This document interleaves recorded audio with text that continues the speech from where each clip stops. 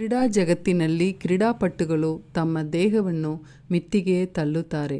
ಅವರು ಸ್ಪರ್ಧೆಯಲ್ಲಿ ಅಂಕನ್ನು ಪಡೆಯಲು ಪಟ್ಟುಬಿಡದೆ ತರಬೇತಿ ನೀಡುತ್ತಾರೆ. ಆದರೆ ಕೆಲವೊಮ್ಮೆ ಗೆಲುವು ಬಯಕೆಯು ವ್ಯಕ್ತಿಗಳನ್ನು ಅಪಾಯಕಾರಿ ಹಾದಿಯಲ್ಲಿ ಕೊಂಡೊಯ್ಯಬಹುದು. ಡೋಪಿಂಗ್ ಎಂದರೆ ಅಥ್ಲೆಟಿಕ್ ಕಾರ್ಯಕ್ಷಮತೆಯನ್ನು ಹೆಚ್ಚಿಸಲು ನಿಷೇಧಿತ ವಸ್ತುಗಳು ಅಥವಾ ವಿಧಾನಗಳ ಬಳಕೆ.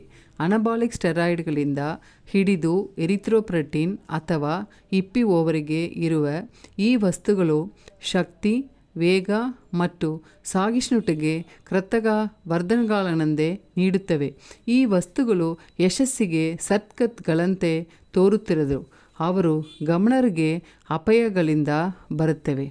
ಡೋಪಿಂಗ್ ಕ್ರೀಡೆಯ ಸಮಗ್ರತೆಗೆ ಮಾತ್ರವಲ್ಲ, ಅದರಲ್ಲಿ ತೊಡಗಿರುವ ಕ್ರೀಡಾಪಟುಗಳ ಆರೋಗ್ಯಕ್ಕೂ ಹಾನಿಕಾರಕವಾಗಿದೆ. ಗೆಲುವಿನ ಅನ್ವೇಷಣೆಯನ್ನು ಒಬ್ಬರ ಯೋಗಕ್ಷೇಮದ ವೆಚ್ಚದಲ್ಲಿ ಎಂದಿಗೂ ಬರಬಾರದು. ಡೋಪಿಂಗ್ನ ಪರಿಣಾಮಗಳು ಆಟದ ಮೈದಾನವನ್ನು ಮೀರಿ ವಿಸ್ತರಿಸುತ್ತವೆ.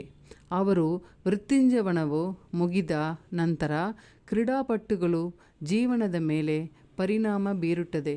ಡೋಪಿಂಗ್ ಎಂಬುದು ಕ್ರೀಡಾ ಮನೋಭಾವದ ಮೂಲಭೂತ ದ್ರೋಹವಾಗಿದೆ.